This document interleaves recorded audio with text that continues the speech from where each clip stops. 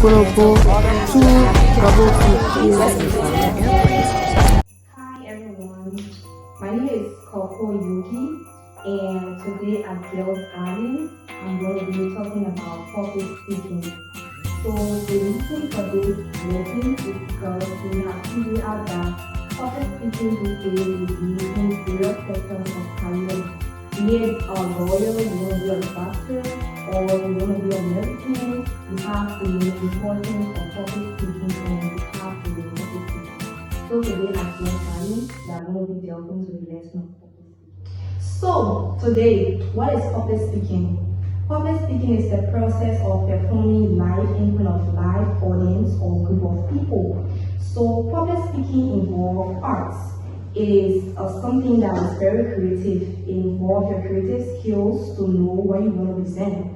So public speaking is all about art and it's all about performing or presenting in front of live audience or group of people about your message and how you send out your message to people in a clear manner. On this topic, we have several things that you need to know. Number one is the composure. How you compose yourself on stage, how you present yourself on stage is also how your message will be sent out to the audience. So, we often notice that whenever people are presenting to a group of people, you see they start trembling or they start getting nervous or anxiety will take over their whole body. So for you not to be afraid or for anxiety not to take over your body, number one, what you need to do is take a deep breath. Taking a deep breath helps you to relax. It helps with relaxation. So you take a deep breath to relax and be able to reflect on the message that you want to send out to people. And number two is positive visualization. So whenever you are doing a public speaking, don't think negative about yourself.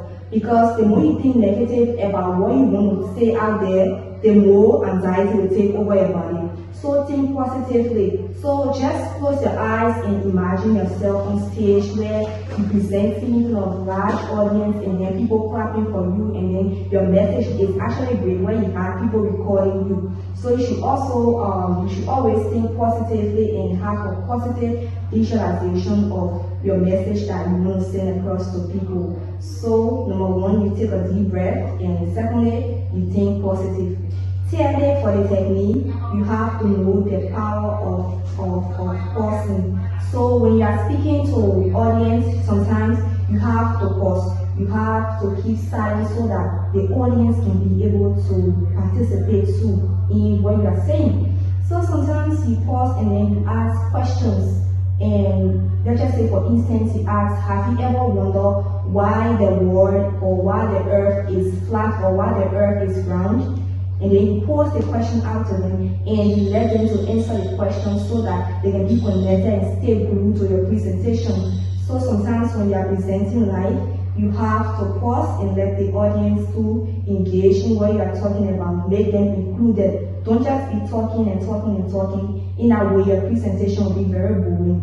So to make your presentation lively, you have to pause or keep silent so that the audience too can participate in what you are talking about. So, another thing you really need to know is the technique when you are doing public speaking. So number one here is body language, the way you will present, the way you will pose on stage. So your body language has to be in a friendly manner so that you can get the audience close to you or connected to you, or better say attached to you. So you can just go on stage and then you still stay where you are not demonstrating anything. It will be a boring presentation or it will be a boring performance. So for you to present properly too, and for you to be able to calm yourself, you have to use a friendly body language so that the audience can be connected to you. And number two here is your gestures. That is using your fingers or your hands gestures to present. So using your fingers or your hand gesture, it shows that you are illustrating or demonstrating what you are talking about to the audience. So you have to be active. You have to communicate with the audience through your gestures. You have to use fingers to demonstrate what you're talking about. It also helps you to relax properly. And then your posture again. You can go on stage, like I said, standing stiff. Like you don't know what you want to say. So you know what you want to say, and you know the message you want to send out to people. So when you're speaking, you have to be confident in your posture, or you have to be confident the way you stand to present to people. So you have to stand with your head high up and your shoulder up so that it shows confidence, like what you're saying is factual, so that the audience can be able to believe your conversation or your presentation you're trying to send out to. And then another part of it is to write and refine. So normally when you want to present out, you should be able to write down your presentation and read it aloud to yourself. It helps you to rectify your mistakes, correct some errors properly by yourself. It's almost like proofreading everything. So you write down a speech, and then you maybe stand in front of a mirror and try reading it aloud to yourself so that you can hear yourself and how you sound, or how to structure your voice or your tone or your mood in which you are speaking in. So you have to write down a speech and read it out to yourself so that you can have a proper presentation.